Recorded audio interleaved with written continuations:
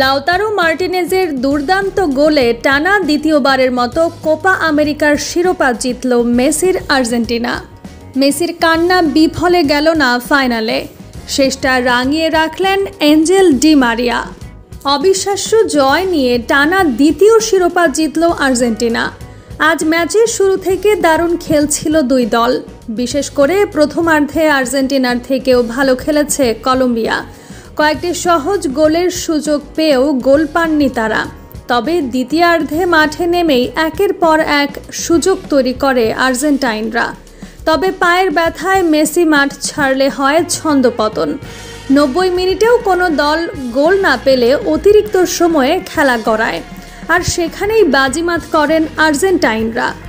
অতিরিক্ত সময়ে Lautaro Martinez অসাধারণ গোল করে দলের জয় নিশ্চিত করেন। এর আগে মেসি পায়ের ব্যথায় মাঠ ছাড়ার আগে এবং পরে কান্নায় ভেঙে পড়েন। দীর্ঘ সময় তাকে দেখা যায় কান্না করতে। এছাড়া নিজের শেষ ম্যাচে মাঠ ছাড়ার আগে এঞ্জেল ডি মারিয়াও কান্নায় ভেঙে পড়েন। তবে জয়ের আনন্দ এই কান্না হয়তো নিমিষেই ভুলে গেছে মেসি এবং ডি মারিয়া।